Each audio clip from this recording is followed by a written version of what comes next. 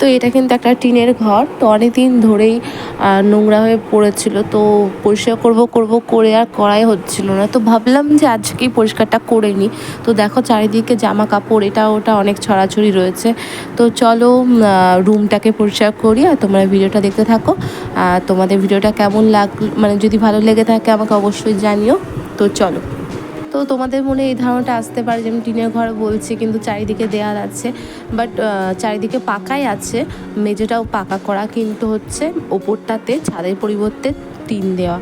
তো আমার বিয়ের সময় প্রচুর কাপ প্লেট তারপরে বাটি এগুলো পেয়েছিলাম, তো সেইগুলো আবার একটু বাইরে বের করলাম, করে আবার নতুন করে ভালো করে মুছে পরিষ্কার করে আবার শোকেসটার মধ্যে মানে সাজিয়ে রাখছি।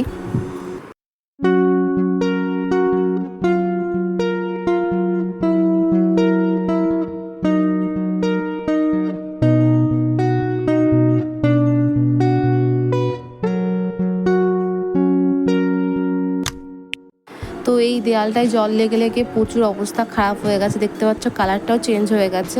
তো চলো ওয়ালটা একটু চেঞ্জ করি। তো আমার কাছে স্টিকার আছে, তো ওই দেখো এই স্টিকারটা আমার কাছে আছে, তো এটা এখন লাগাবো। তো চল,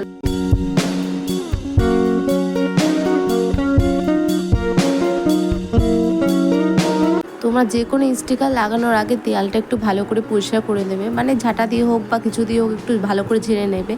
একটু নোংরা থাকলে না মানে স্টিকারটার মধ্যে নোংরাটা লেগে আসে, আর আঠাটা মানে পেছনে তো আঠা থাকে, তো আঠাটা ভালো করে দেয়ালের গায়ে চিপকায় না। তো তার জন্যই বললাম একটু ভালো করে পরিষ্কার করে নেবে। এখন আমি ভালো করে স্টিকারটা নিয়ে মাপটা নিয়ে নিচ্ছি দেয়াল অনুযায়ী, তারপর ভালো করে কাটিং করে দেখো লাগিয়ে দিয়েছি। আর একটুখানি মানে ভেতর দিকে একটু ফুলে টাইপের থাকে না, দেখো তেমন আমার দেয়ালটা কিন্তু একটু আঁকা বাঁকা, তো এর জন্য ভেতরে মানে ভালো করে কিন্তু স্টিকারটা বসেনি, একটু ওলটপালট লাগছে। তো তার জন্য আমি কী করলাম, ভালো করে একটা কাগজ মানে ন্যাকড়া নিয়ে ভালো করে জায়গাগুলো ঠিক করে নিলাম, যাতে একদম দেয়ালের গায়ে বসে যায়। আর এই দেখো আমার এই দেয়ালটা মোটামুটি হয়ে গেছে। আর এই জায়গায় দেয়ালের এই সাইডটা একটা ফাঁকা জায়গা রয়েছে, তো এখানে আমার একটা বাড়িতে ফেলানো একটা টেবিল ছিল, তো টেবিলটা এখানটাতে দিয়ে দিলাম। আর একটা ন্যাকড়া বলতে গেলে একটা কাপড়ের একটা পিস, তো সেটাও টেবিলটার উপরে দিয়ে ঢেকে দিচ্ছি, কারণ টেবিলটার অবস্থাটাও মানে কেমন যেন একটা কালারটা ডিসকালার হয়ে গেছে।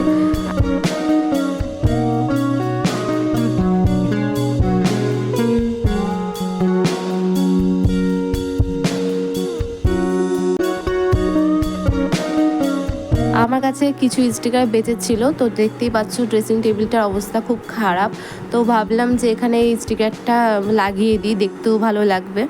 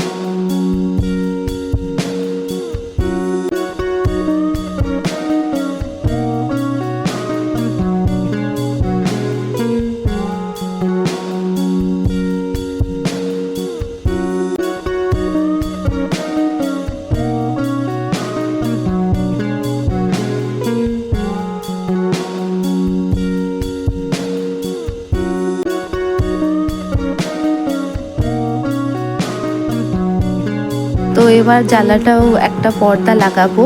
তো জানলাটা কেমন খালি লাগে, তো ভাবলাম একটা পর্দা লাগিয়ে নেওয়া যাক।